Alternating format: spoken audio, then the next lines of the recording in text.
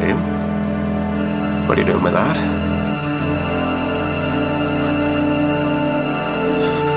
Liam?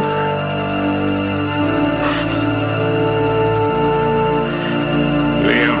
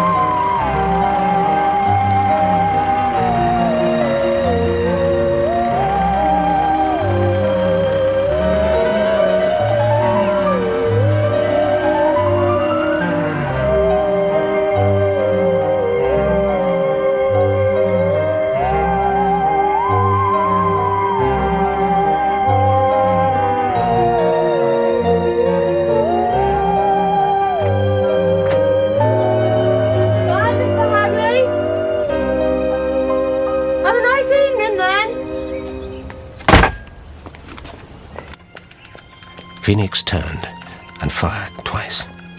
The 35mm bullets spitting through the air and splintering the brickwork 2 inches to the left of the Russian thug's shoulder. A moment later came the reply of the Uzi semi-automatic, and Phoenix twisted round. Mrs. Bundy? Mrs. Bundy? Her lips, searching in the sapphire, honey-scented darkness, found his.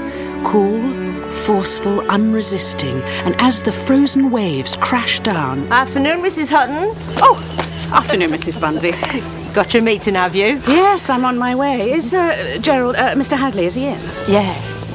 You'll be the first. Will I? Oh, right. He pulled her towards him, his powerful, masculine hands tearing at the silk fabric of her Gautier nightshirt. Scum! Scumbag, scumbag, scumbag, scum! The repetitive beat of the inner city drum. Scumbag, scumbag, scumbag, scum. Yes. What is that? It's Hector, my dragon. I thought I might take him to the writers' group. God's woman, you're not serious. How's it going? It was going very well until you interrupted me. Scum. Scumbag. Scumbag. Scum. It's a bit repetitive, isn't it? Yes, it is. That's the point.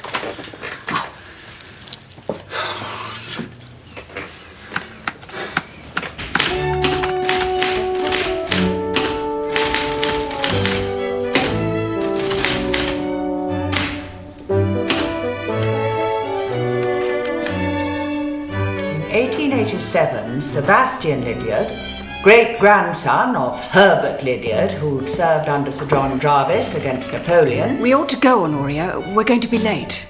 They can wait. I've almost finished the 19th century. Oh, I am pleased. Sebastian Lydiard, Edward Lydiard, the Right Honourable William Lydiard, George Lydiard, Herbert Lydiard, Henry Lydiard, and then... Ralph. Ralph. Yes. Ralph Lydiard. Do you ever regret marrying him, Amy? I wonder if you ever think that but for you, he might still be alive. No. Well, I do. So, now we come to the question of which writer we invite to address us. What about Jilly Cooper? I thought he said a writer. Do you think we could interest Frederick Forsyth? I rather doubt it. Oh, it's a wonderful idea, Gerald. Well... Especially since you're writing a thriller. I think Frederick Forsyth would be first-rate. He'd never come. He'd just pretend he didn't have time. They always do. I'd like Seamus Heaney. The poet? Oh, not another poet. That last one was such a ghastly little man. Yes. What about Max Jennings? What? Max Jennings. Why him? What do you mean? Who is Max Jennings? You know, Honoria, that book I was reading, Faraway Hills, it was a bestseller. No. I'm the chairman of this group. I don't want him here. Why not? I don't think he's very good. Look, what about Alan Bennett? Tried him last year. Jeffrey Archer? Vulgar. Look, it's getting late and I've got marking for a class tomorrow. Why don't we take a vote? Max Jennings.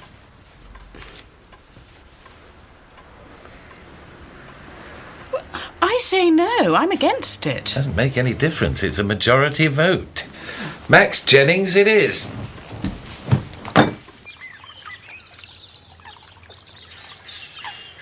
It's from something called the Midsomer Worthy Writers' Circle. They want me to give them a talk.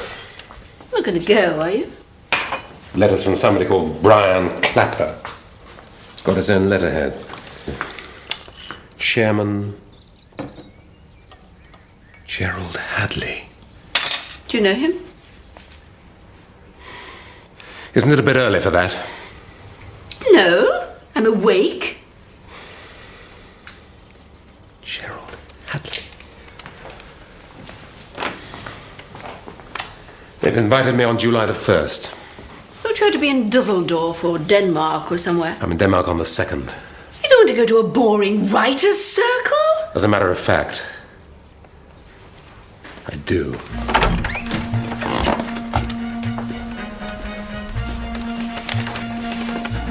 Yes.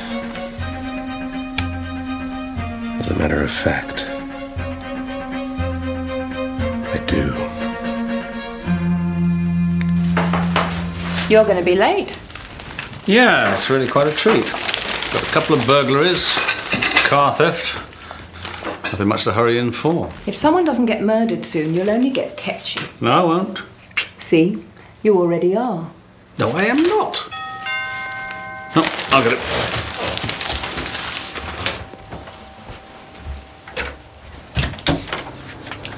Cully! Dad, hi. This is a surprise. I thought you were on your way to Poland. Yeah, we are. No, I'll explain. This is Brad, by the way. Hello, Brad. We've only got a minute. Oh, just come in. Your mum's in. Does he talk? So we're joining the rest of the group in Paris, and then we're going to go on by train. Will they understand much ado about nothing in Poland? Dad, it's Shakespeare. They understand him everywhere. The way Brad's directed it, it's very Non-verbal? visual.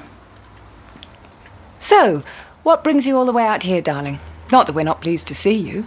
It's got nothing to do with that wicker basket you've been trying hard not to let me see, is it? You would notice, wouldn't you?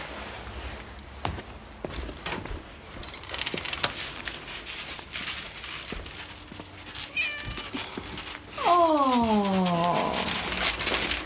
His name's Kilmowski. He's a Russian blue. Is it yours? Yeah, I sort of adopted him. Oh, don't tell me you're looking for new foster parents. Eh? Well, it's just while I'm away. He's very clean. He won't be any trouble. I'll bring you some Polish vodka. Oh, is it bribery now, is it? It's just for 3 weeks. Besides, Mum said you weren't very busy. Well, that is true. Never known it so quiet. Just make sure you remember to come home.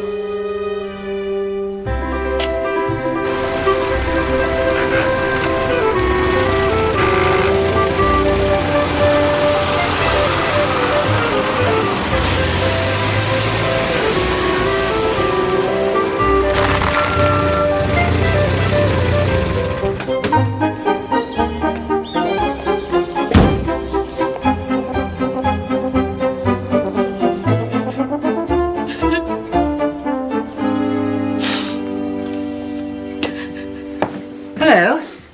Oh, Honoria. Are you all right? Yes, I'm fine. No, you're crying. No, it's hay fever. Can I help you, Honoria? Yes, you said you might have some more papers coming in. Navy News? Oh, yes. Yes, they're over here. What a pretty table. You have so many pretty things, my dear. I suppose it comes from being in trade. Yes. They're from the 70s, 78 and 9. I don't know if that's of any interest. They might be, indeed. Excuse me. The spinning wheel, how can I help you? Oh, no, we don't often get many of those. You could try and call us. If you'd like to leave me your telephone number, if I see one, I'll certainly let you know. Right. Honoria?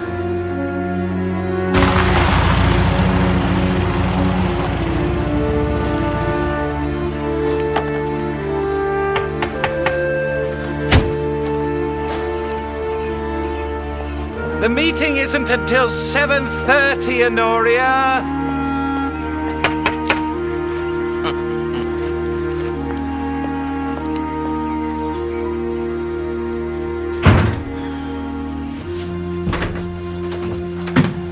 You're home early.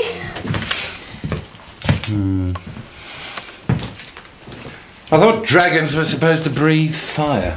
Oh, he hasn't learned to do that yet. It's the story. I'm going to have a bath. Get ready for tonight. Max Jennings, I finished his book. It's very good. Oh, well, I'm glad while I was out working you had time for a nice read. If you've got any strength left, maybe you could bring me a cup of tea. Amy, shall I give you a hand? Oh, no, I'm all right. Just getting the shopping. Amy? You all right, Gerald? No, as a matter of fact, I'm not. The thing is, I'm afraid. Afraid? Max Jennings, the writer who's coming tonight. What about him? I knew him a long time ago. Amy, I want you to do me a favor. I don't want you to leave the two of us together. Not for 1 minute. Would you promise me that? Oh, yes, of course. I just don't want to be left alone with him, that's all. When you say a book is true, I don't think it has to be literally the truth. I mean, that's not what writing's all about. You take the truth and you spin something from it. You're creating something new. You're not recording something old. Anyway, I've been talking for quite long enough now, so in conclusion, I would just like to say this. Writers need stamina. We need a wayfaring mind. Nothing should be beneath our attention, but above all, we need luck. And that's what I wish all of you. Thank you. Well, I can't stay very long, I'm afraid. I'm flying off to a signing session tomorrow, but are there any questions?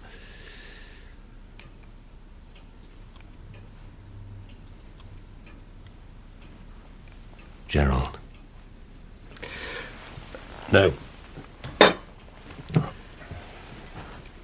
I'd like to ask a question, Mr. Jennings. Max, please. Well, I was wondering, I'm writing a history of England, Oh, really?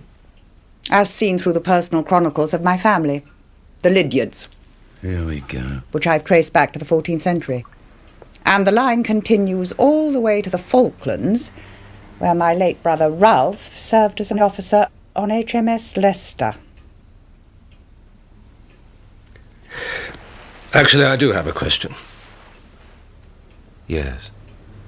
You were talking about the truth in fiction. So I'd be interested to know, where do you get your ideas? Mainly from experience. Well, that's interesting. Because, you see, I don't have any experience that I can write about. Not now.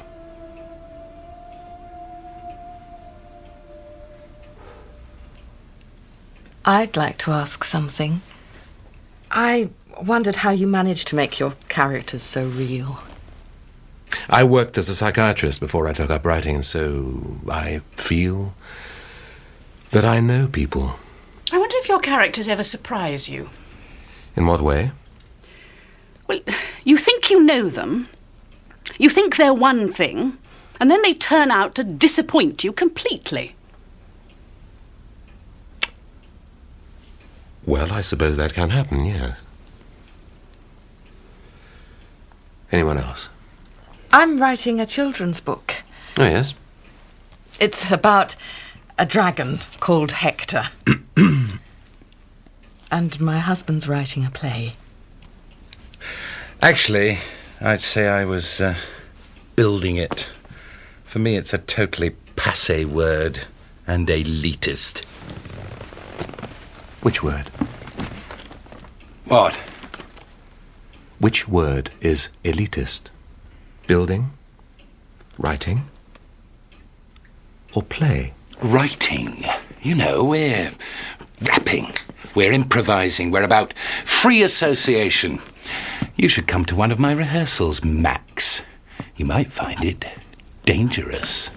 Well, I'd love to, but unfortunately, I have to go. I have a long journey tomorrow.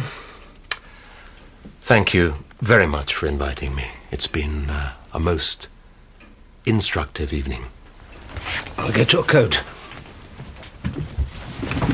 Thank you, Mr. Jennings. Good night. We're off too. Got a busy day tomorrow. Marking, rehearsals, staff meeting. You should try a shift at a modern comprehensive, Max. Then you really have something to write about. Thank you, Max. That was really interesting. Well, good luck with the children's book. I'd like to have heard more about it. Home, Amy. Actually, Honoria, What? I was thinking... Really? I didn't think you could manage that on your own. Your coat. Thank you. You're leaving. Yes. Well, that's all right. We can all go together.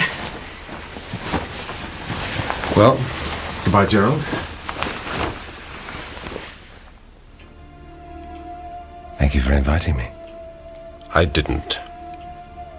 Well, it was good to see you anyway. Mr. Jennings. I'm on my way.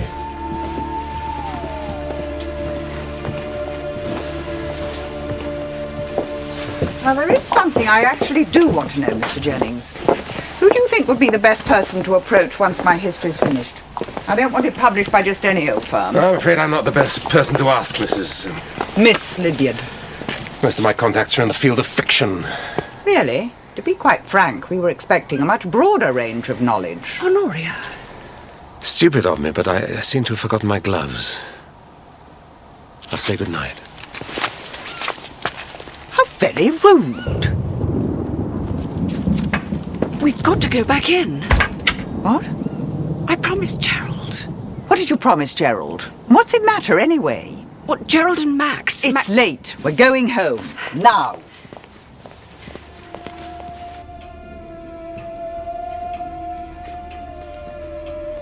Your gloves.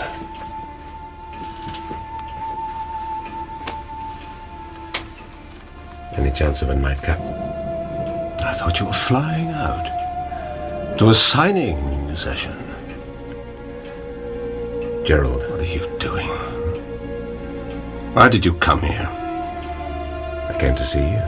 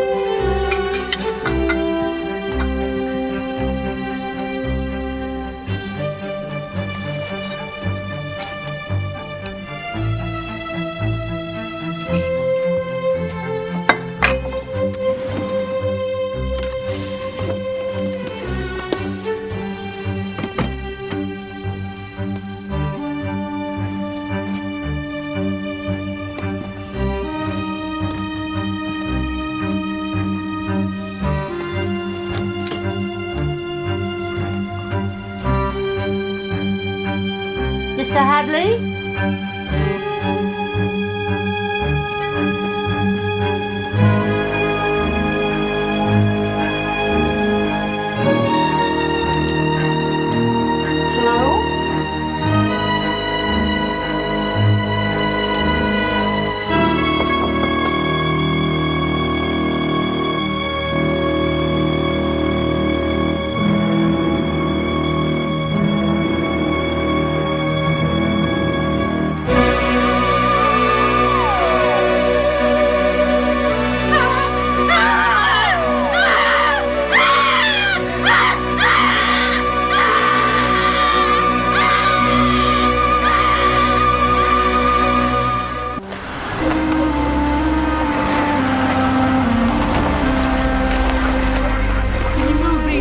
Further back. Yes. Come on. Nothing to see. Morning, Troy. Morning, sir. Forgot a name? Gerald Hadley. If it is him, he's not quite recognisable.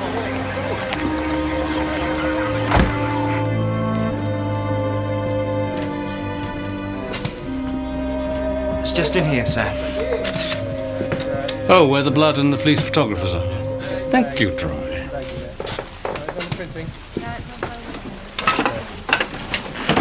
Don't forget the banners, please. Morning, Tom. Morning.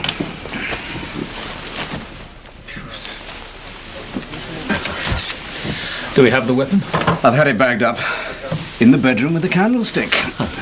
And before you ask, I'd say between 11 o'clock last night and 1 in the morning. It doesn't look as if he put up much of a struggle. No. And then there's the question of clothes. He's not wearing any.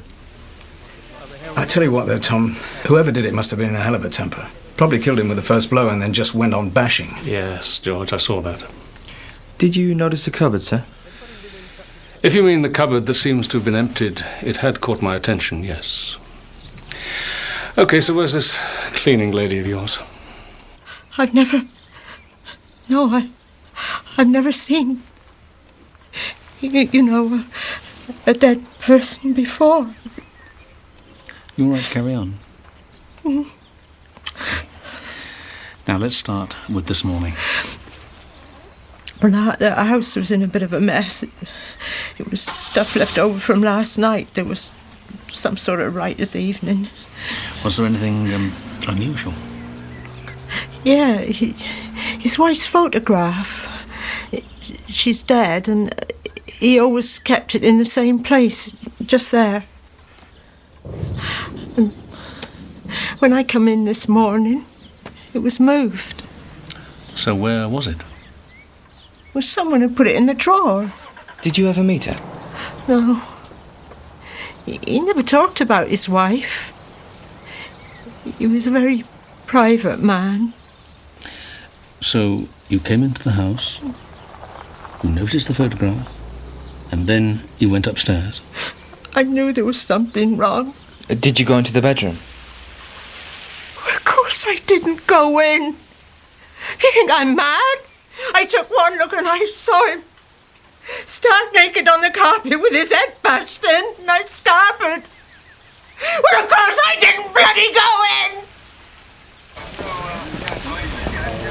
in! So, she didn't go in? Yes, I think we have established that. It could have been opportunistic, sir. A sneak thief caught unawares. He could have been surprised in the bedroom and just panicked.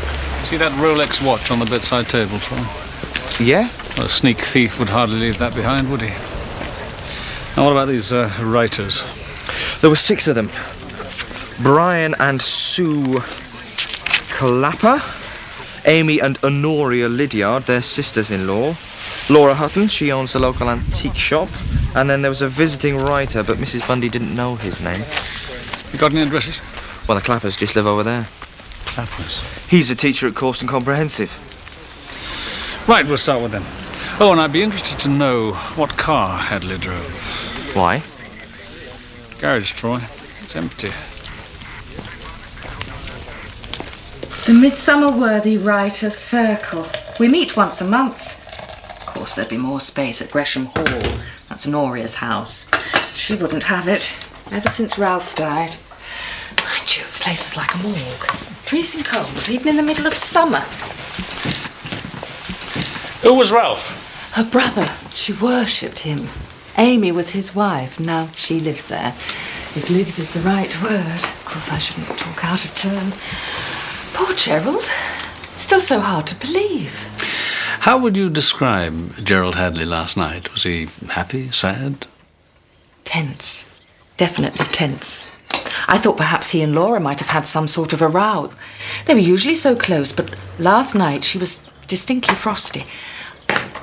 Mind you, probably had something to do with Max Jennings. Gerald was dead set against his coming. Max Jennings, he was the visiting writer. Yes, Brian, that's my husband, had to invite him because Gerald wouldn't. How well did you know Gerald Hadley?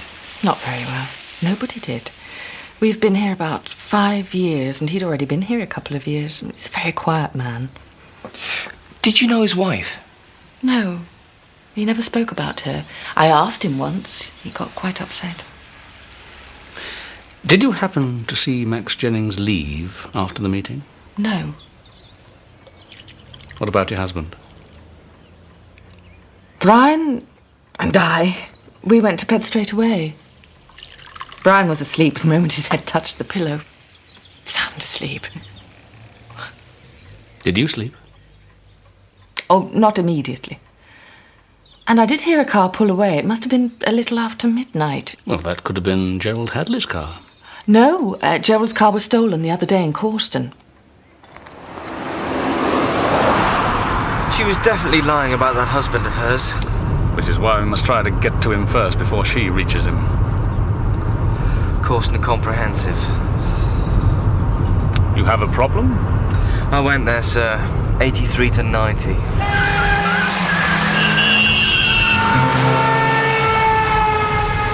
It's a pity they didn't teach you how to drive.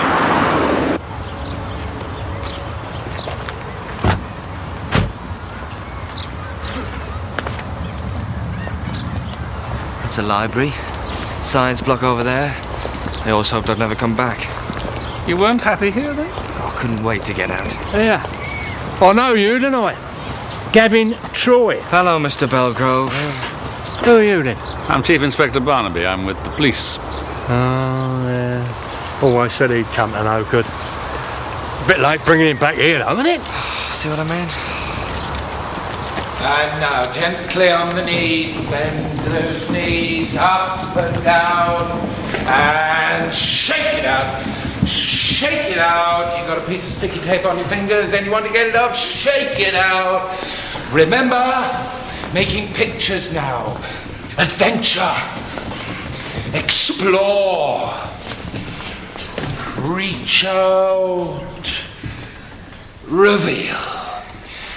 Oh, interesting warm-up technique, Edie. Thanks, Brian. Okay. Gather round, Earthlings. Whew, right. We're 2 acts down. We've done some good work, but now we need something for the end of the play. Well, who can tell me what we need? I need a fag. Yeah, good one, Denzel. All right. I'll tell you what we need. It's called a coup de théâtre. Coup de what? No, shush. A coup de théâtre. The big scene. The rap. I was walking down the street of the day. Right, okay, now think. Well, get into character if it helps. Drop dead, you scumbag. What? It was my character, Brian. Remember?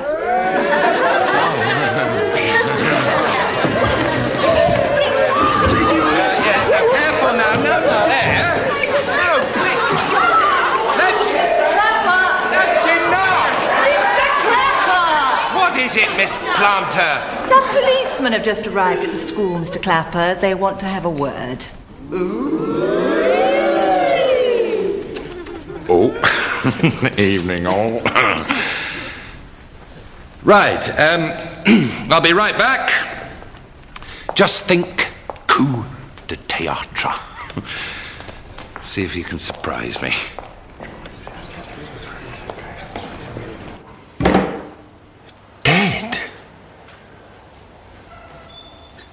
God, I was actually there, you know, yesterday. Yes, sir. We've already spoken to your wife. Yeah? Well, I'm sure she wouldn't have told you anything. How can I help you? What can you tell me about this visiting writer, Max Jennings? A reactionary fossil. Not a clue about contemporary drama. Hardly surprising when you consider the stuff he turns out. You don't like his books, sir? Haven't read them. But it was you who invited him. Only because Gerald got so uptight, yes. You've no idea why he was so upset? I never asked him, no. Did you see him at all in the hours before the writers' group met? He wasn't in.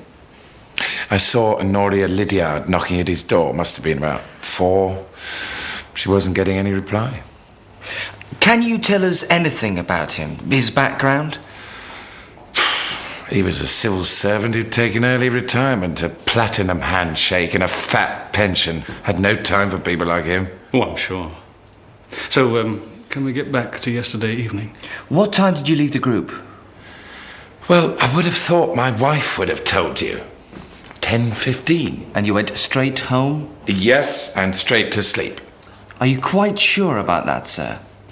My yay is my yay, and my nay is my nay, Inspector. And I've just told you I didn't go out. I'm sure you can find your own way out. Mr. Clapper! I forgot to tell you, your wife telephoned. Too bloody late.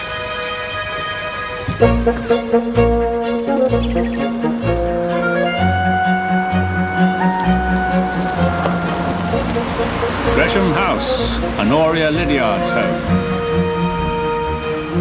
You ever seen Frankenstein, sir? No. This must be where they filmed it.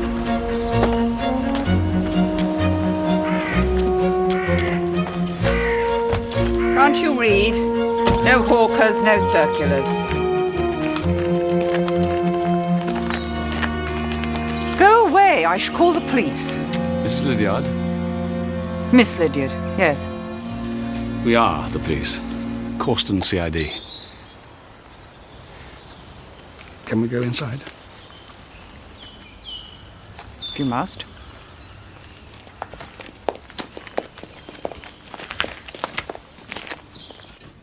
There's very little I can tell you, Chief Inspector. I hardly knew Gerald Hadley. It seems that hardly anyone in the village did, Miss Lydiard. I saw him once a month. The writer's circle, that's all.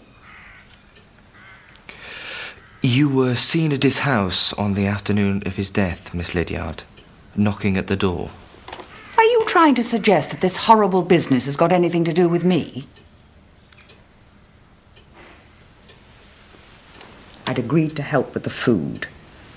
Gerald said he'd contribute towards the cost, and I went round to collect the money, that's all. Honoria, have you heard... Oh. These people are from the police. And you are? Amy Lydiard, Honoria's sister-in-law. So it's true about Gerald. We are investigating a murder, Mrs. Lydiard, yes. Oh, dear. Did you both come back here after the writers' evening? Yes. We drove home together. And then? I retired straight away. I had a bad headache. The visitor, Max Jennings, had been allowed to smoke. Disgusting habit. And you, Mrs. Lydiard? Not quite straight away. I made us drinks. Cocoa, actually. They don't want to know every detail of our domestic life, Amy. I'm sorry. Why don't you tell them how much sugar you put in, too? I'll say good day. I'm sorry? I'm a Lydiard, as is my late brother's wife. Our name is woven into the very warp and woof of England, above reproach. I suggest you pursue your inquiries elsewhere. Warp and what? Woof. Honoria adored my husband, Chief Inspector. Her brother... That's him there. After he died, I had no money, so she let me live with her. I do some light housework. In return, well, most of it really. Thank you. Mrs. Lydia, what can you tell me about Gerald Hadley? He was terrified of meeting Max Jennings. Oh, Chief Inspector, this is all my fault. He asked me not to leave the two of them together. Not for a minute. And I promised him. Gerald Hadley. Yes. He said he was frightened, and I said I'd stay.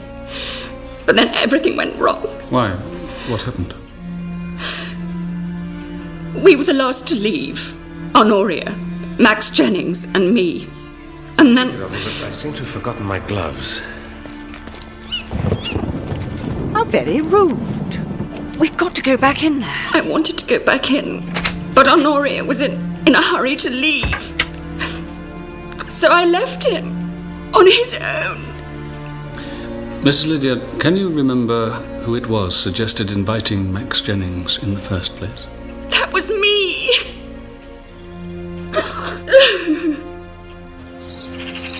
God, how can people live like that? Don't think Amy Lydiard's got a choice. I wonder what she'd do to get away.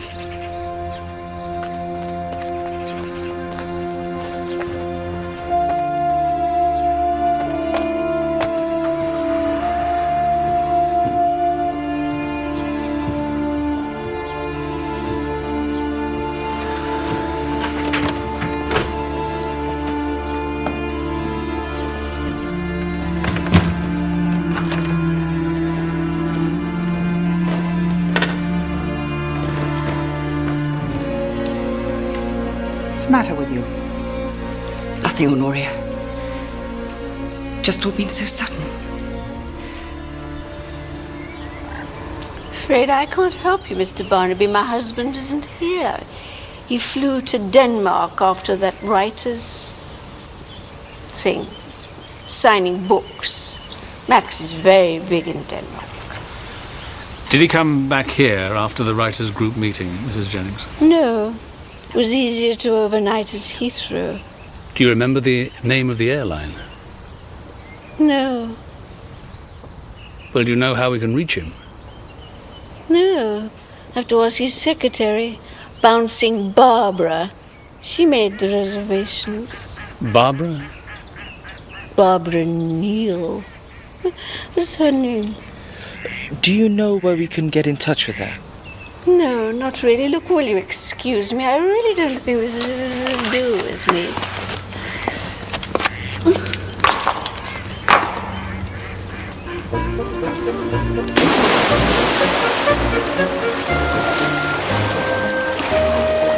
Swimming in her jewels.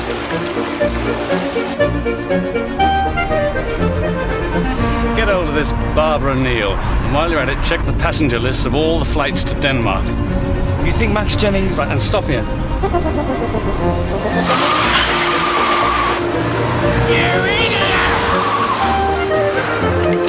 A bookshop, sir? Yes, Troy. Books.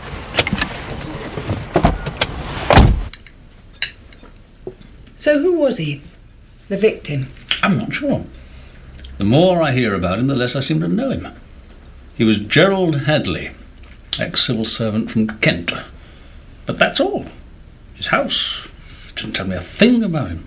What do you mean? Well, he had no character. There were no souvenirs, no mail, no personal documents, not even a driving license. Just a photograph of his dead wife. Just one photograph. Doesn't that strike you as strange? How many have you got of me? Oh, I have 2 of you in my wallet. Now, whoever killed Hadley took away a suitcase. How do you know that? Well, there's a set of 3. The middle one was missing. It's a brown suitcase with the initial GH. Yeah. Where's the cat? Kilmowski? I haven't seen him. Joyce. He's lonely. I don't care if he's manically depressed, he's not sleeping there. Just for tonight. Not tonight, not ever.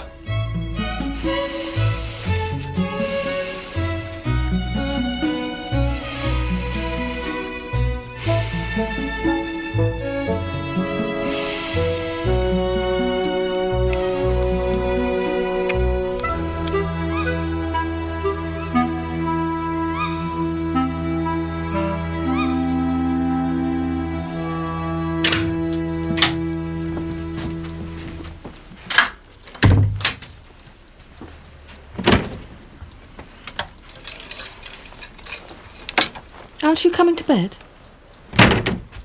No, I'm not sleepy. I'm going out. You were out last night, too. You didn't tell them that? Who? Dixon had up Green and his fascist sidekick. No. Goose-stepping in, trying to trick me into... Trick you into what? Doesn't matter. You didn't tell them. No. But you were out last night, Brian. Where did you go? Round the green, blow the cobwebs. Then why didn't you tell them that? Why did you have to lie? Oh, forget it. Just forget it.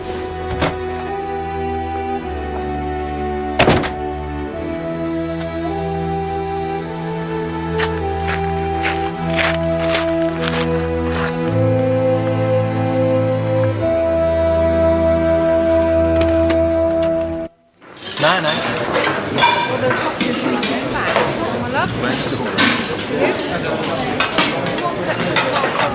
Morning, sir. Good morning. I've got that information on Hadley's car, sir. A blue Celica. Registration Papa 844 Alpha Papa Charlie. Reported stolen between 9 and 11 in Corson. Who reported it? He did, from home. It was logged at 5 to midnight. Doesn't that strike you as odd? What? Well, the car is stolen between 9 and 11 in Corston, but he doesn't report it for another hour. And why wait till he gets home? Oh, there was something else, sir. Max Jennings. I checked all the flights to Denmark from Heathrow and Gatwick and all the ferries. He wasn't on any of them. What was the name of that secretary of his? Bouncing Barbara. I look after all Max's paperwork. VAT returns, fan mail, book signings, appearances. Wouldn't it be easier to work at his house? Max keeps his business and his private life very separate. Did you organise his flight to Denmark? No. Usually I would, but for some reason Max said he'd do that one himself. And the hotel? Yes. I can't think why. I did ask him, but he just told me to forget it. Was he meeting his publisher? I don't know. I really can't help you. Max didn't say anything. The Midsomer Worthy Writers' Circle. Did he mention it? Yes, he told me he was going. I would have thought that half a dozen amateurs in a little village hardly worth the trouble of a writer like Max Jennings. That's what I thought, but he knew one of them. Gerald Hadley? Yes, that was the name. Max said he wanted to see him. Were they friends? I don't think so. I got the feeling Max was afraid of him. So which way round was it? According to Amy Lydiard, Gerald Hadley was afraid of Max Jennings. Now his secretary tells us it was Max Jennings who was afraid of Gerald Hadley. Well, maybe they were afraid of each other. Oh, that's very helpful, Troy. She's certainly scared of something. Oh, yes. If you ask me, she's having it away with him. She knows he did it, she knows where he is, and she's hiding it. You all right? Yes. It could be a washing powder, you know. If it's biological, Yes, thank you, Troy, thank you. I still haven't met anyone who actually knew Gerald Hadley. He had a wife. What was her name? What did she die of? Where did he come from? There's still Laura Hutton. What? We still haven't questioned her, and according to Brian Clapper, her and Gerald Hadley could have been banging each other. Banging each other. What a delightfully picturesque turn of phrase. All right, back to Midsomer Worthy, and this time I'll drive.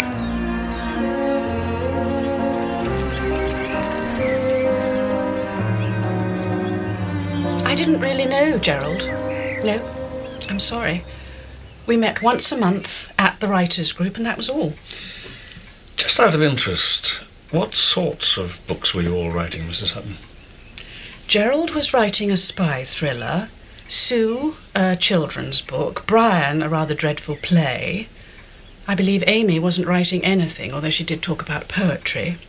And of course there's Honoria and her family history. She's always in and out of here.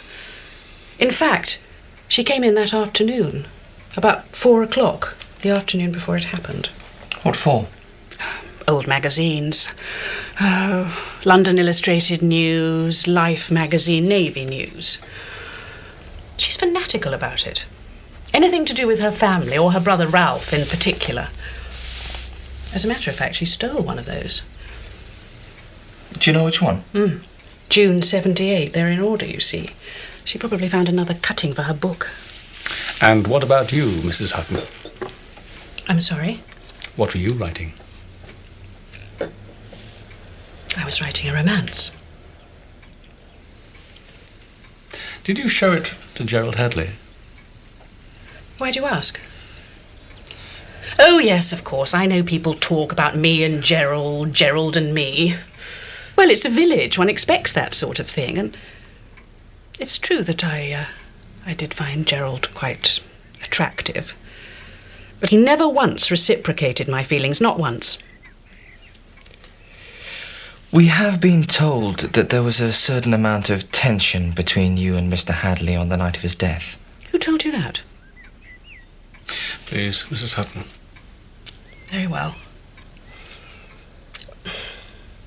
I'm a broad-minded person, you know, and what Gerald did in his own time was his own affair. He was, after all, a man. Well, I happened to be passing his house the night before we met for the writers' circle.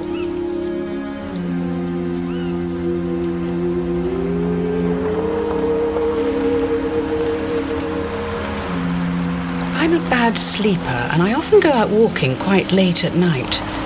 That night, it must have been about 10 to 12, maybe a little earlier, and that was when I saw it. A woman arrived in a local Corston cab. She paid the driver, got out, and walked towards Gerald's house. I thought she was going to ring the bell, but she let herself in. She had a key.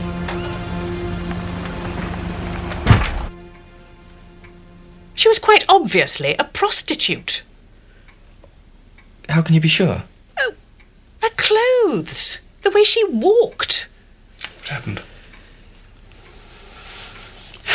Now, I'm not normally a nosy person, but I have to admit I was aroused. My curiosity, that is. I went a little closer, and that was when I saw them. He'd given her a glass of wine, and she was toasting him and laughing.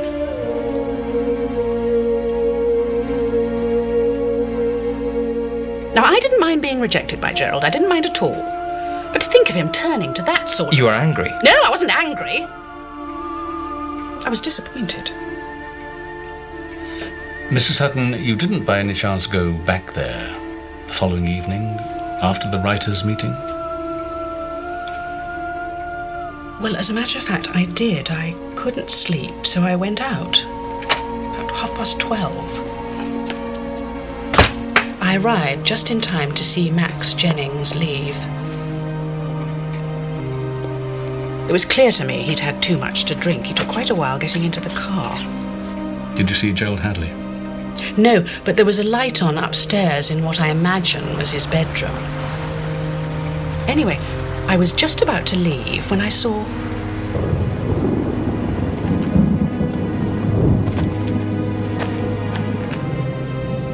It was Brian Clapper. And he went home? I don't know. He could have gone anywhere. I left. You see, I didn't want to be seen outside Gerald's house in the middle of the night. I mean, it could have been misconstrued.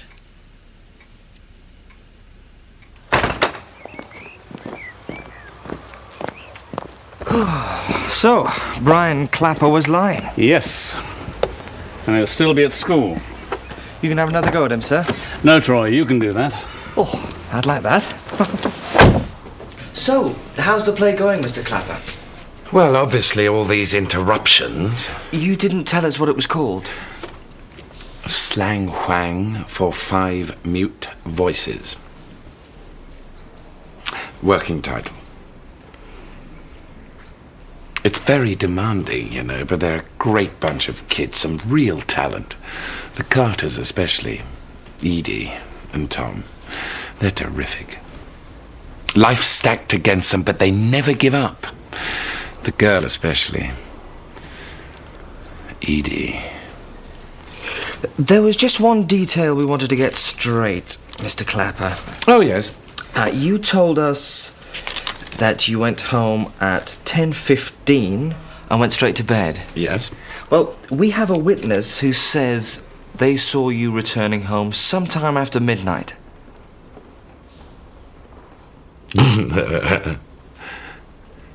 What? You are aware that this is a murder investigation? Yes.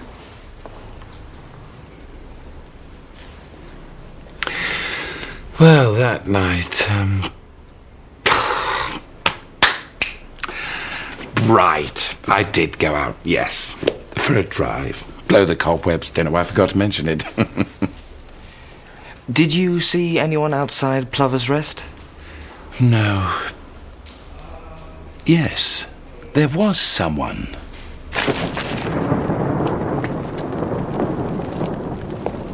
But I didn't see them.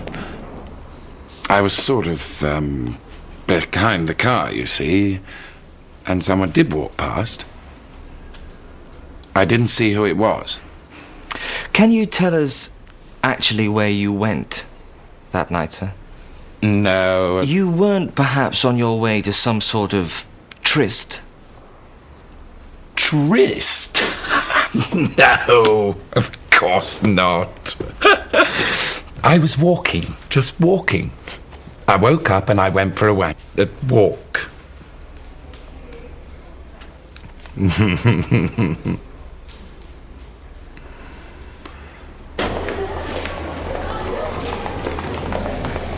I bet he went round the local estate. What was that girl he was going on about? Edie. Trying to get a look in the bedroom window. You enjoyed that, didn't you, Troy? 7 years misery here. It's nice to get a bit of revenge. Oh, yes. They arrested you, Brian. Are you a suspect? Yeah, I bet you did it, Brian. Why did you do it, Brian? Was it money? All right, no, get up. Just sit down. Now, we've only got a few minutes left, so how's this scene of yours coming on? You mean our coup de théâtre? Yeah, we've been working on it, Brian. Well, I don't see much evidence of it. We meet again next Friday. If you haven't got anything for me by then, I'll have to write it for you.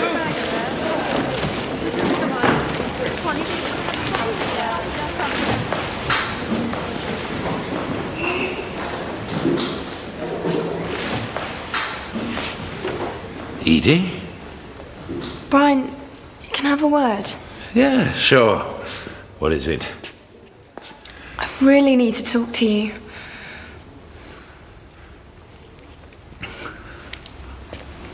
Well, that's what I'm here for.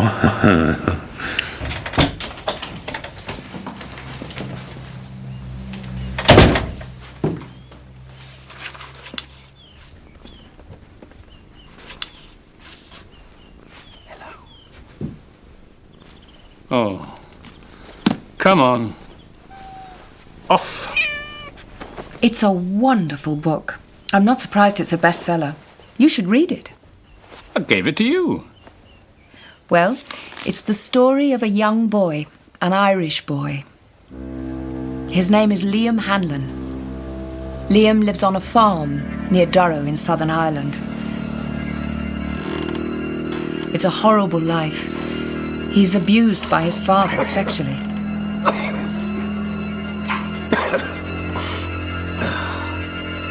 Liam. When he's 13 years old, Liam shoots his father with his own shotgun and runs away.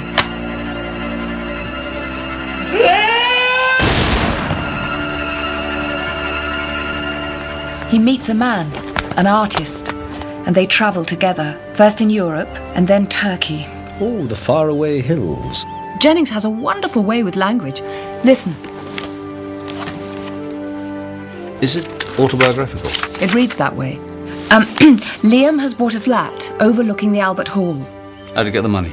From the artist. He's painted him lots of times, always in historical dress, and they've made a fortune. Anyway, listen. He lies on the bed, the cushion cool against the curves of his neck, and traces his past against the mouldings on the ceiling. Tom. Oh, I'm sorry, I must have got a bit of flu from Troy. I'm sorry, go on. It's good, it's good. You better get that. I'm sorry.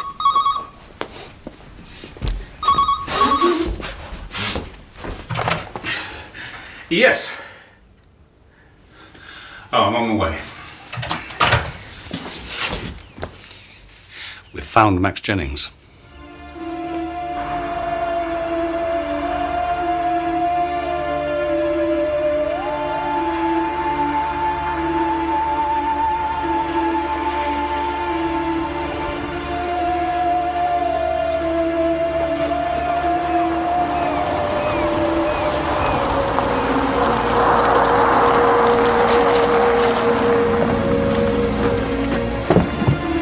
He's inside, sir.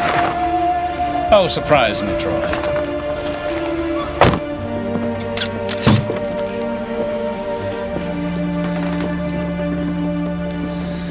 Bit far afield for you, isn't it, George?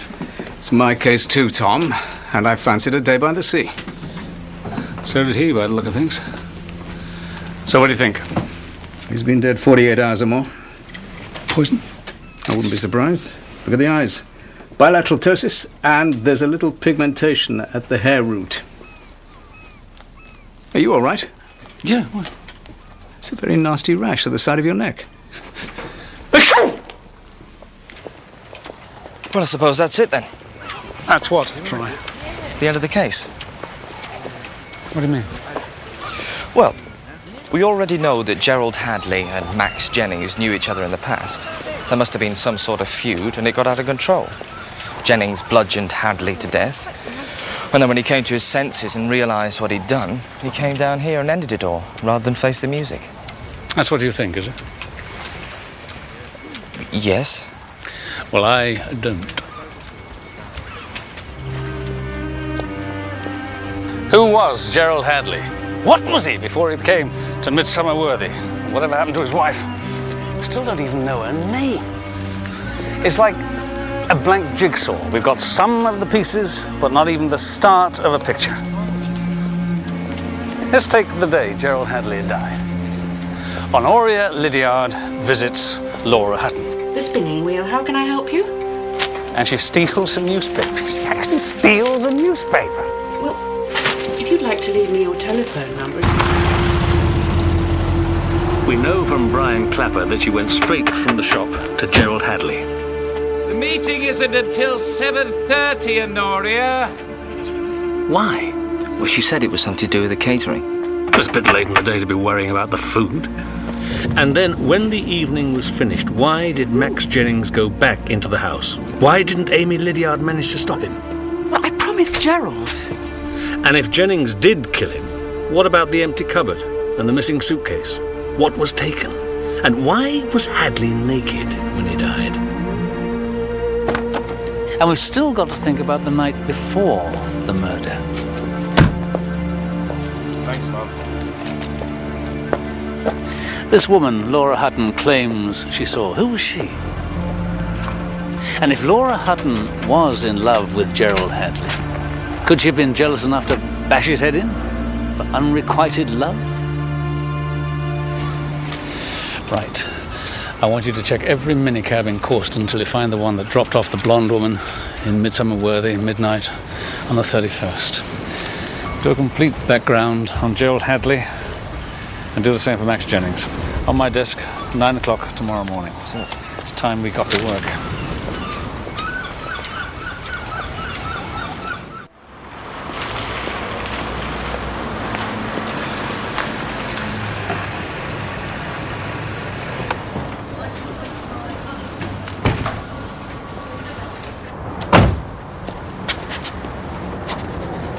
You all right, sir?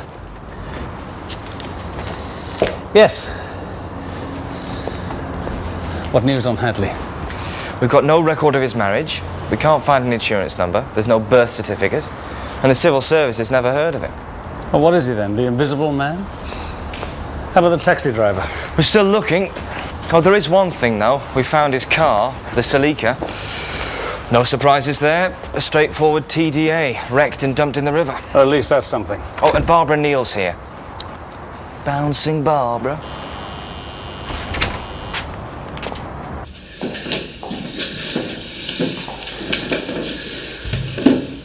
I hope you realise I could have you charged right now with obstruction. I didn't mean to. I didn't want to, but what else could I do? You could have told us the truth and saved us all a lot of time. That seaside cottage was booked for 2, wasn't it? Max Jennings and you. All right. When did it start? Max used to be a psychiatrist before he was a writer. I was his receptionist. Then I was his secretary. And then we'd been seeing each other for 2 years. You knew he was dead, didn't you? Tell me. There was no Denmark. That was just what we told Selina. The plan was we were going to meet there, at the cottage. He'd gone down the night before, and I followed. It was easier for us to go down separately. Max? I got there about lunchtime. Maxie, darling? You're not in bed already? Maxie? Max? He was lying there on the bed. I thought he must have had a heart attack or something. I never dreamt. And what could I do? I couldn't tell you about him without telling about us. I mean, nobody knew. Nobody. We could have saved 48 hours if she'd been straight for the... Bless you. God damn it, what is wrong with me? Sir? What? Gerald Hadley. We found his solicitor. What sort of man was Gerald Hadley, Mr. Jocelyn? Well, he was a very private man, unusually reserved. But we looked after his legal affairs for him, including the purchase of Plovers West 7 years ago. Do you know where Gerald Hadley came from? London, I can't tell you more than that, although I believe he did retain a property there. How do you know? We handled a purchase, though no sale. I'm sure more details will come in once we have probate. Oh, you're handling his will as well, are you? Oh, yes, that's right, yes. We'd be grateful for any details. Ah, well, This is a murder investigation, Mr. Jocelyn. Quite. Yes, well, it's very straightforward. The bulk of his fortune went to the St. Martin's School of Art. Mr. Hadley wished to endow 2 scholarships. Was there a lot of money involved? Oh, yes, indeed. How much exactly? In cash? Oh, at least £2.5 million. What? Are there any personal bequests? Oh, yes, indeed. Let us see. Here we are. Now then, he left £500 to Mrs. Bundy. His cleaner. And 10,000 to the local cricket team. Oh, yes, he left a picture, an oil painting, to a Mrs. Laura Hutton. Ah, yes, and a somewhat larger sum of £100,000. Who to? £100,000? Oh, goodness. Did you know that Mr. Hadley was planning to leave you something, Mrs. Lydiard? He did sometimes joke about it. He said it would amuse him to rescue me from Honoria. When did you come to live here? It was after Ralph died. We had a little house in Spain. We were trying to make a life there. But Ralph got ill. I wrote to Honoria, of course. And the next day she just arrived. She nursed him. She did everything for him. It was as if I wasn't there. And then after Ralph died, she talked to the doctors. She brought his body back to England. I didn't have a penny. There was nothing I could do. And there's nothing more you can tell us about Gerald Hadley, about that night? I wish I'd gone back. I should have. I promised him. But you didn't. I told you I was making us hot drinks. Honoria had hers in the study. I had mine in bed. It's the warmest room in the house. Will you leave now you have money? Oh, yes, of course. I hate it here. And I can't I? I'm rich. Amy, haven't you started the lunch? These officers have come to give me some news, Honoria. Good news. Well, I'm sure it's of no interest to me. Oh, as a matter of fact, there was something we wanted to ask you, Miss Lydiard. What? Oh, it's only a detail, but I'd be interested to know. What was it that you saw in the Navy News that you took from Mrs. Hutton's shop?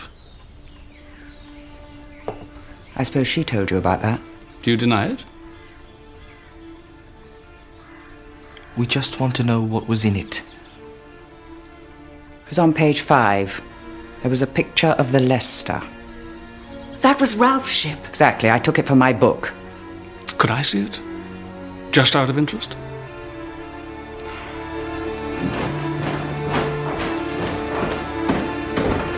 This is it here.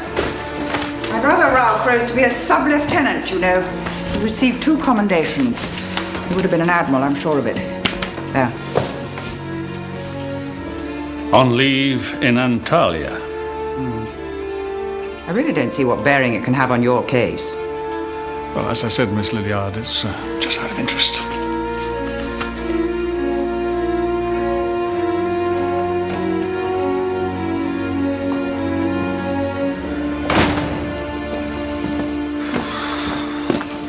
Well, that doesn't get us anywhere. Oh, I don't know, Troy. There was something she said in there. Honoria? No, not Honoria. Amy. Here, let me do that.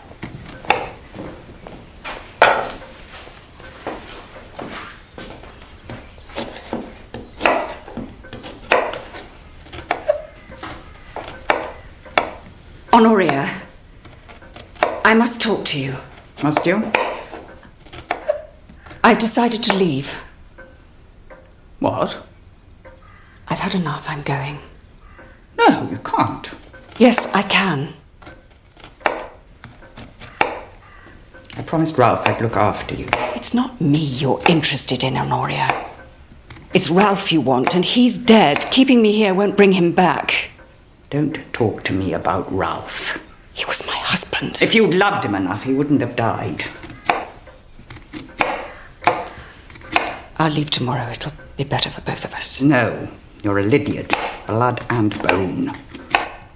What? Blood and bone, that's what counts. Blood counts. Bone counts. I'm sorry, Honoria. No!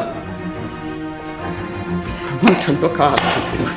I want to see you. I need to have you here.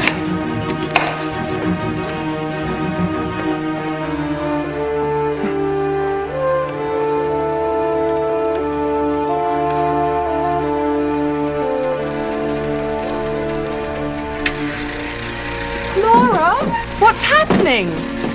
I'm closed. I'm leaving. Leaving the village? But why? I always used to think that if you loved someone hard enough and for long enough, they wouldn't be able to help loving you back. Well, I've been very foolish. Gerald. That was his. He left it to me. It's beautiful. It's a Hilton Connings, you know. One of the series of historical boys he painted in the 50s. It's very valuable, but I'll never sell it. It reminds me of him.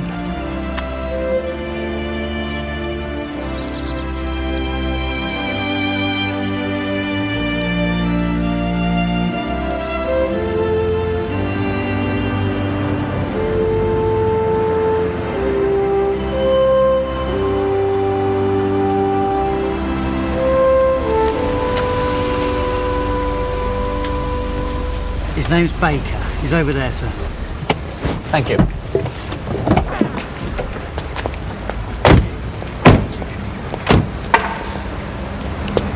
Yeah, I picked her up. I told your officer. It was just after 11 o'clock. She told me to drive to Midsomer Worthy. When we got there, she pointed out the house. Other than that, she never said a word. Is there anything else you can tell me about her? She was an ugly woman. Tall, a lot of makeup. Nice legs, though. Where did you pick her up? On the corner, just over there. Thank you. Thank you very much. She could have come from anywhere. Can you listen to what he said? Because it could explain the empty wardrobe in Hadley's bedroom, and why he had no clothes on. And maybe the photograph of his dead wife, too. What, you think this woman took his clothes? No, I don't. This is what we're looking for.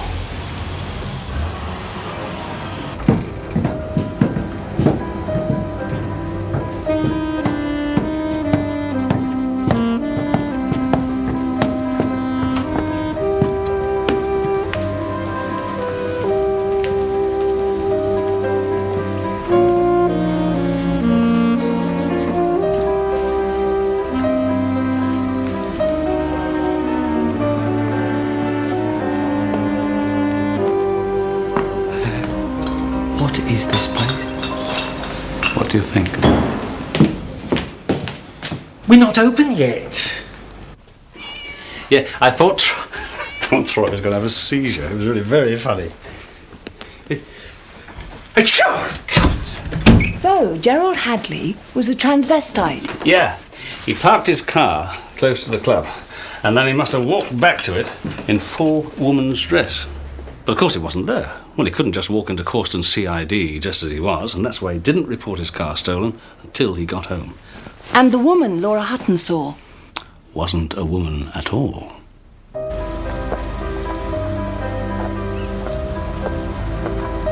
It was dark, and Laura Hutton was hidden in the bushes, and you probably only got a back view anyway.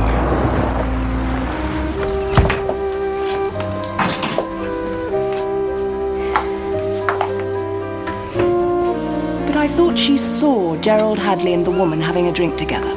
That's what she thought she saw. There was a mirror in that room, Joyce. And if you ask me, what Laura Hutton saw was Gerald Hadley toasting himself on his lucky escape. My glands are swollen. You're not looking at all well, Tom. Shouldn't you see the doctor? I'll see how I feel when I wake up. It's only a bit of flu.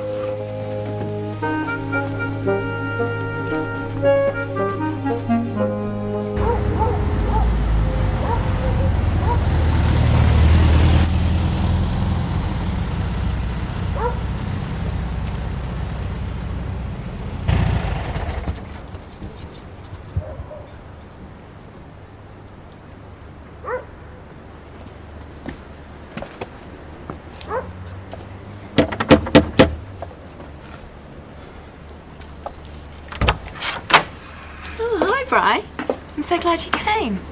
Well, if you need my help. I do. Come in.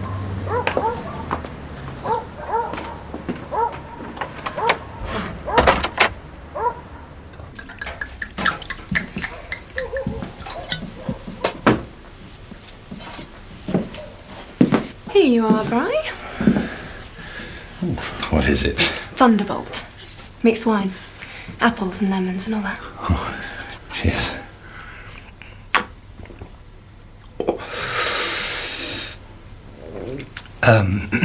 Are we on our own? Mum's out. With Tom. So then, young Edie, what can I do for you? Let's sit down.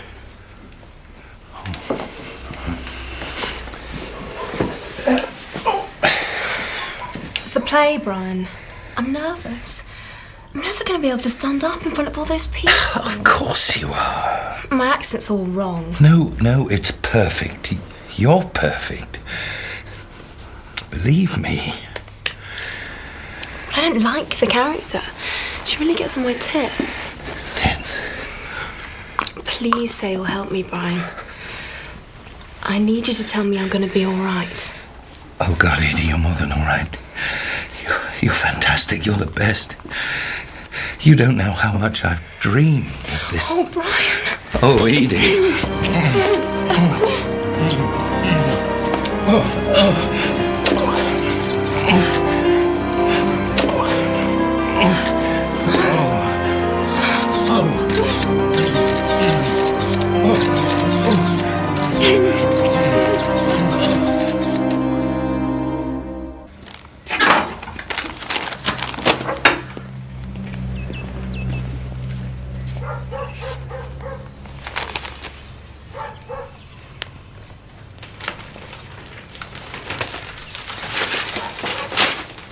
This just came for you. Bit early for the post, isn't it? Wasn't in the post. Hand delivered. No stamp. Did you see who delivered it? Didn't look. Oh, did I tell you Laura Hutton's leaving the village? Seems very sudden. Oh, and I spoke to Amy too. You won't believe what has happened. It's an absolute miracle. For God's sake, woman!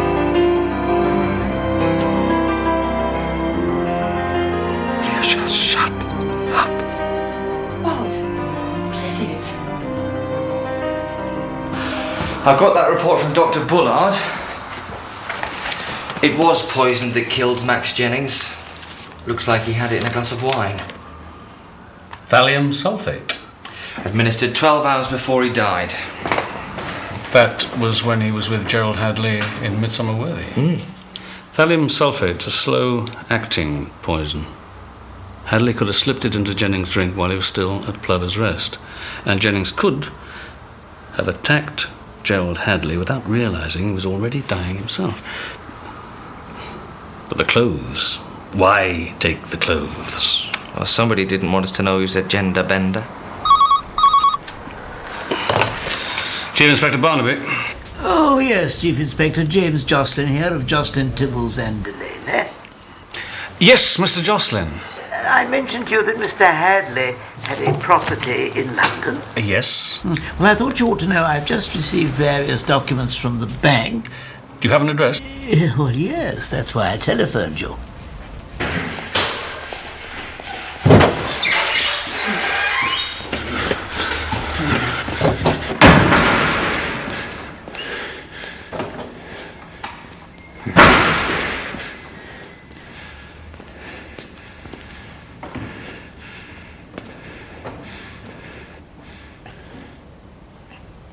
So, you got here then?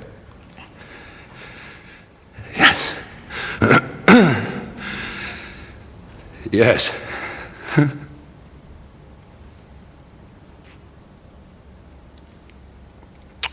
So, what's all this about, then? This is some sort of joke, right? I don't think it's very funny. Raping a 15-year-old girl? Rape? There was no rape!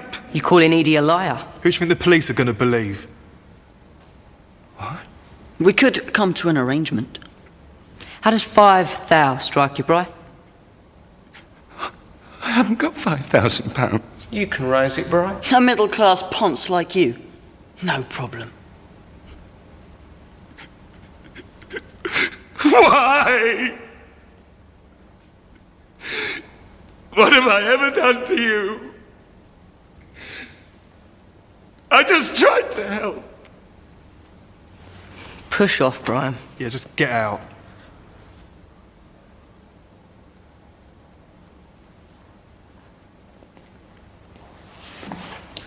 Oh, Brian. You left these.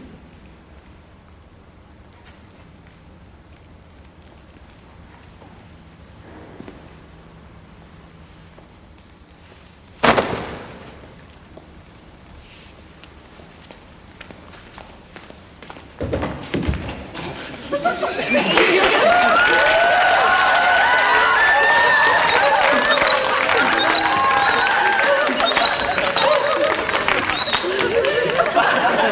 what do you think then, Brian? Was it good? Oh, it was great.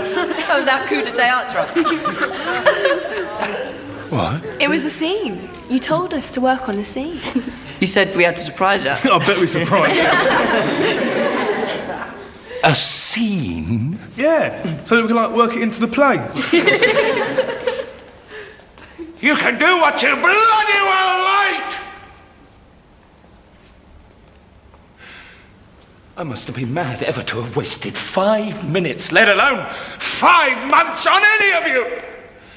Or to have thought that the stinking sewers that pass for your minds could ever begin to understand the first thing about drama or literature. Why don't you all crawl back into the gutter where you belong and stay there and rot?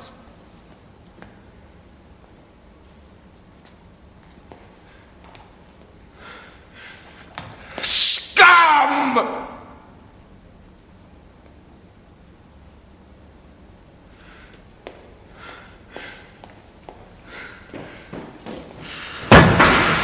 Well, that wasn't very nice, was it?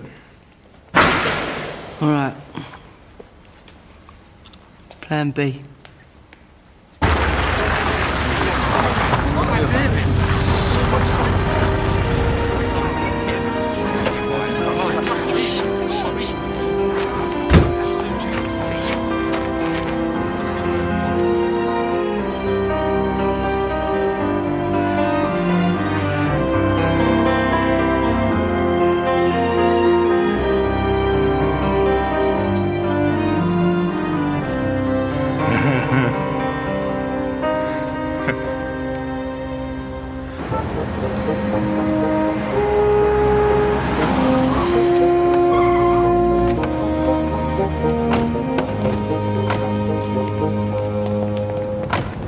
Well, this is it.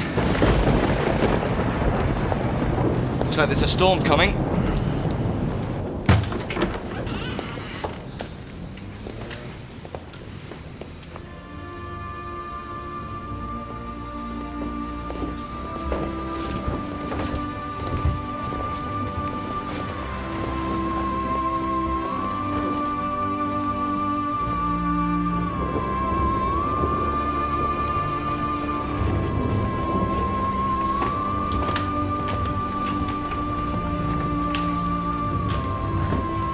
I think he lives here, sir. Shh.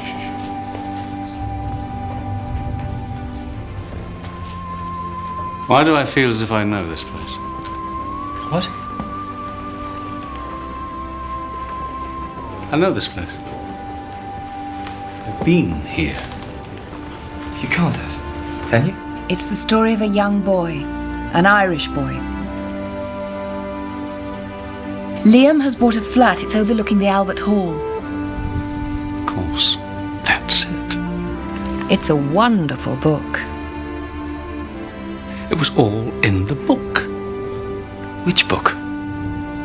He lies on the bed, the cushion cool against the curves of his neck, and traces his past against the mouldings on the ceiling. The book Max Jennings wrote about Gerald Hadley. That's how I know this flat. It was in the book. It's not possible. Oh, yes, it is, Troy. Look. His name is Liam Hanlon. He meets a man, an artist. He's painted him lots of times, always in historical dress.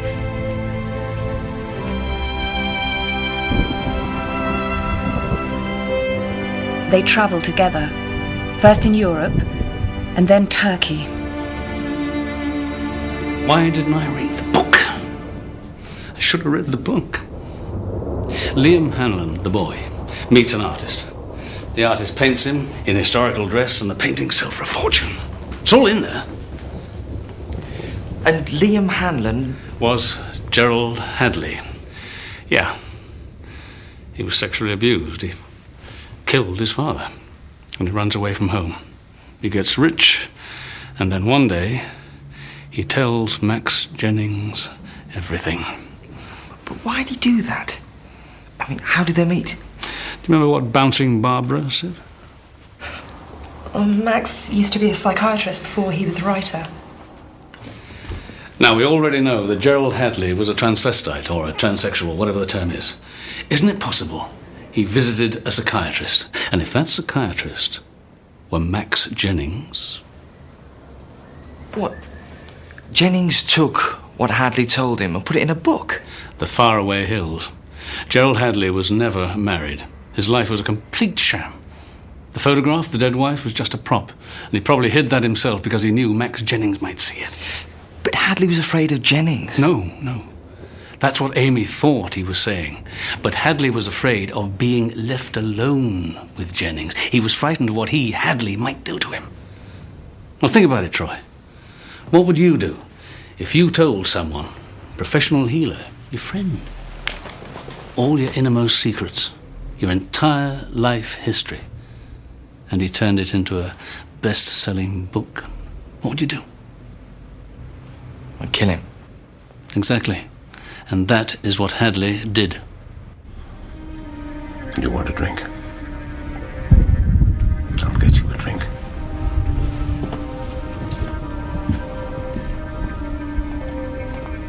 We'll never know exactly how he did it.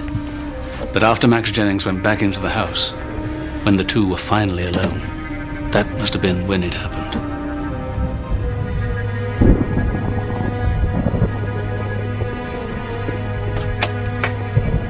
Laura Hutton was outside when Jennings came out. She told us he took his time getting into the car. She thought he was drunk. She was wrong. He'd been poisoned, and he was feeling the first effects. So, Gerald Hadley killed Max Jennings. But did Jennings kill Hadley? No, I don't think so. Laura Hutton saw Brian Clapper there, and he saw someone else. A third figure approaching the house. But who was it? It was whoever killed Gerald Hadley. Sir? More drag. What a surprise. We found this in the same room, sir. It's the same paper Honoria Lydiard had. Another copy, yeah.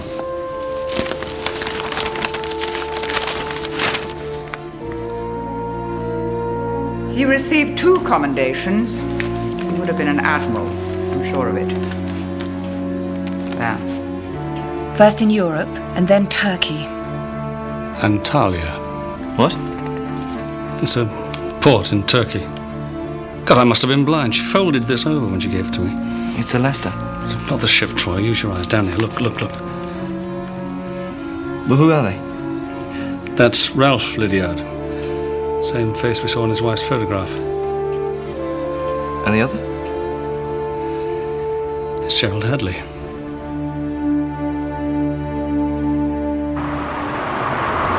Liam, the character in the novel, spent time in Turkey, but we now know that Liam was actually Gerald Hadley. Which means Gerald Hadley was in Turkey. Exactly. Which is where he met Ralph Lydiard. Antalya. Yeah. That's what sent Honoria scuttling round to Hadley's house. She was besotted with her brother. And here, suddenly, there was someone in the village who actually knew him.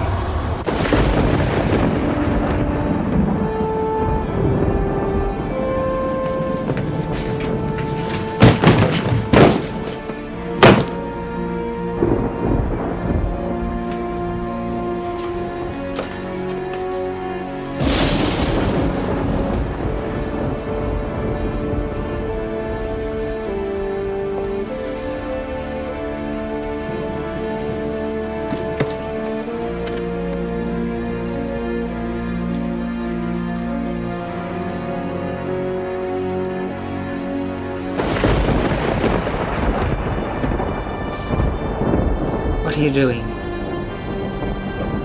I was getting a case, Honoria. To pack. Whose are these clothes? This dress is covered in blood.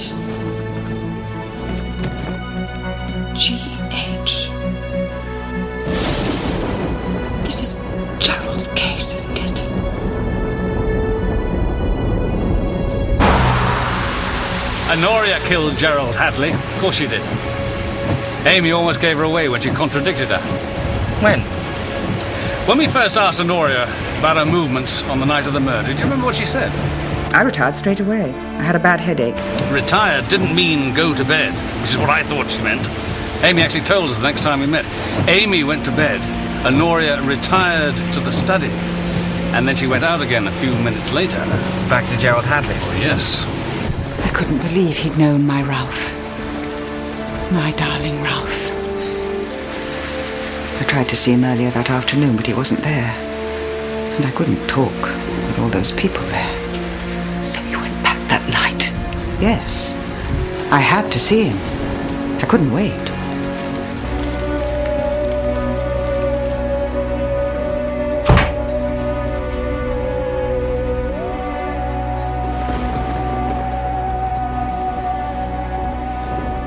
Gerald?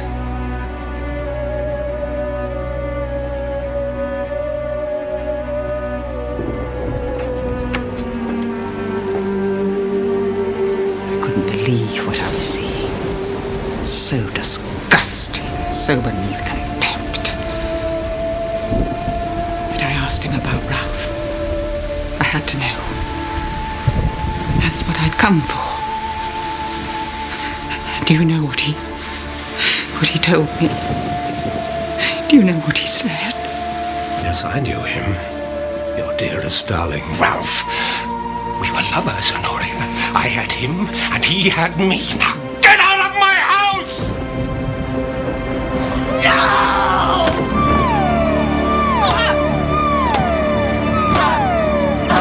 She killed him, and she must have taken all the clothes. She didn't want anyone to know. She must be as mad as a hatter. Hatters, Troy, very sane people compared to Honoria Lydiard.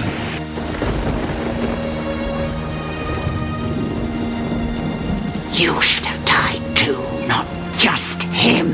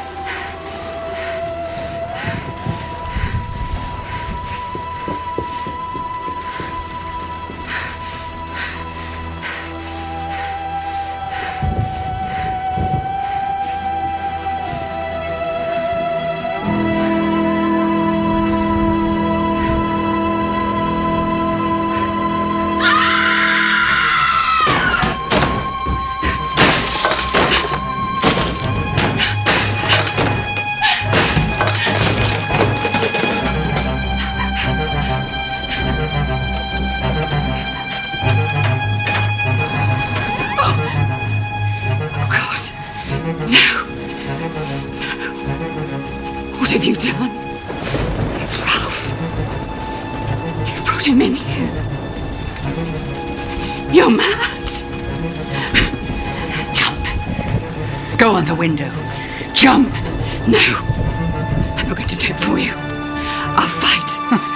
How many marks? Oh no, it's you. Do you think I care? I just want to see you die.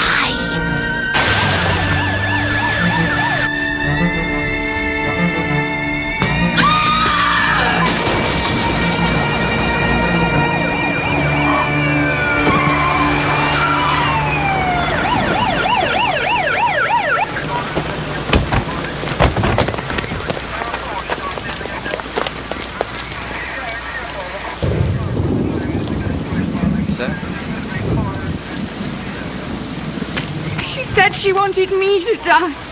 She was waiting. It was AIDS, wasn't it? That's what killed Ralph. She knew. And she hoped that she was waiting. Go on, get her out of here.